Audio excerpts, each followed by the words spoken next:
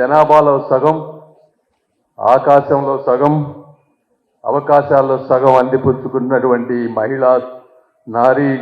మహిళలకి అందరికీ ఈ ప్రోగ్రామ్ని ఆర్గనైజ్ చేసిన అందరికీ కూడా నా మనస్ఫూర్తి కృతజ్ఞతలు.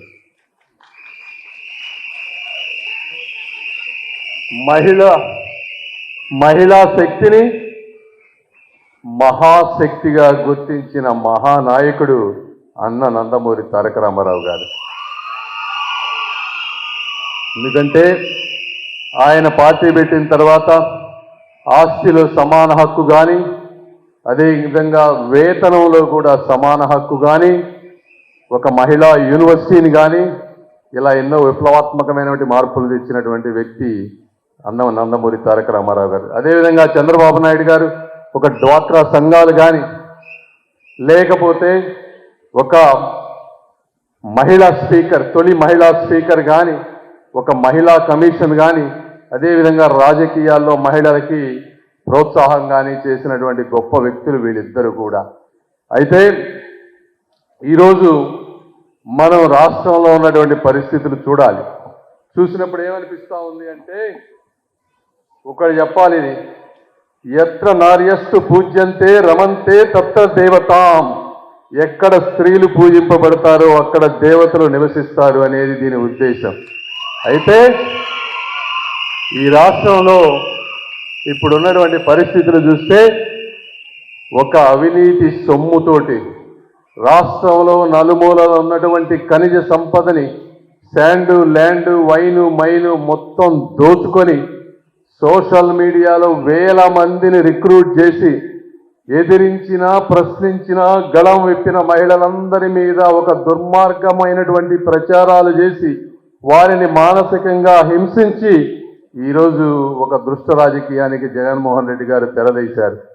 అయితే ఇలాంటి శక్తి మీ అందరినీ చూస్తూ ఉంటే జగన్మోహన్ రెడ్డి గారి కుయుక్తులు అలాంటివి ఏవి పని చేయవు అని ఈరోజు నాకు క్లియర్గా ఇక్కడ ఇది అర్థమవుతా ఉంది.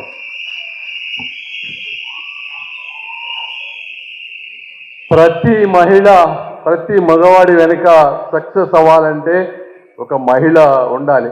చిన్నప్పుడు మా అమ్మగారు కష్టపడ్డారు, తర్వాత నేను ఈరోజు ఇలా మాట్లాడుతూ ఉన్నానంటే అదంతా కూడా ఇందులో చాలా పర్సెంట్ నా వైఫ్ కృషి ఉంటుంది. మీకు తెలుసో తెలియదు.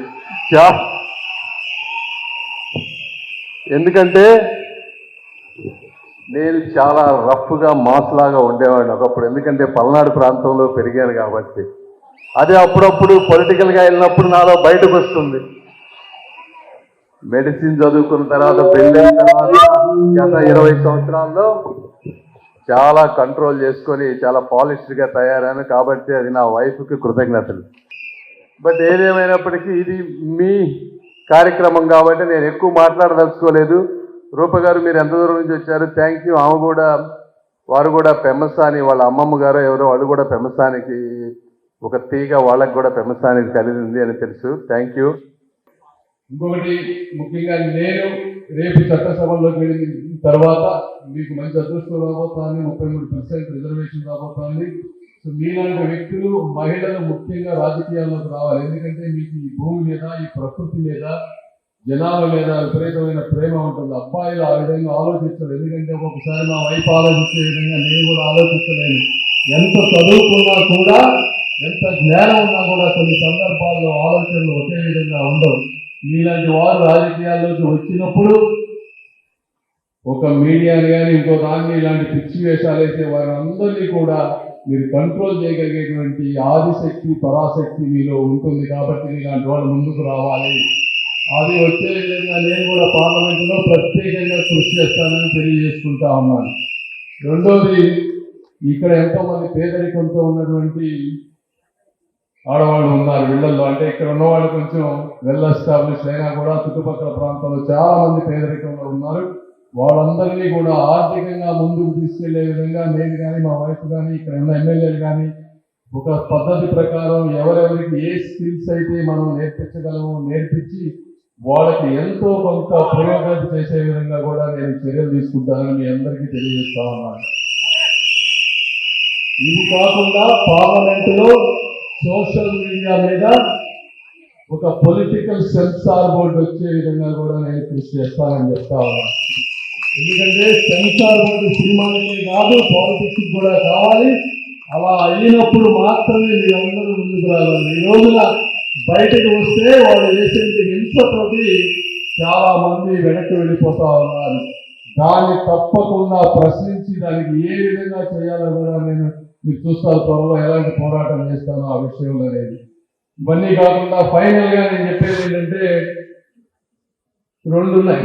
ఒకటి, జగన్మోహన్ రెడ్డి గారు రాజధాని తరలించాలని, లేకపోతే ఈ ఒక్కసారి ఎలక్షన్స్ లో ఏదో విధంగా గెలిస్తే చంద్రబాబు నాయుడు గారి వయసు అయిపోతా ఉంది, ఆయన ఏదో చేయాలని అనుకుంటా ఉన్నారు. మీ అందరూ నేను ఒకటే చెప్తున్నా, చంద్రబాబు నాయుడు గారు బతికున్నంత వరకు, లోకేష్ గారు బతికున్నంత వరకు, ఈ పెమ్మసానిలో ఊపిరున్నంత వరకు ఈ రాష్ట్రాన్ని కానీ అమరావతిని కానీ నువ్వు కాదు కదా, నీ సమాజం మొత్తం వచ్చిన ఒక్క అంగుళం కూడా కదల్చలేవు బ్రదర్, ఇది తెలుసుకో అని మీ అందరి ముందు నేను చెప్తా ఉన్నాను. రేపు 22వ తారీఖు ఈ ప్రక్రియలో నామినేషన్ వేస్తా ఉన్నాను. పొద్దున్నే 11 గంటలకి మీరందరూ కూడా నామినేషన్కి రావాలని నేను కోరుకుంటా ఉన్నాను. మహిళలందరూ కూడా, ఇళ్లలో ఉండే వాళ్ళందరూ రండి.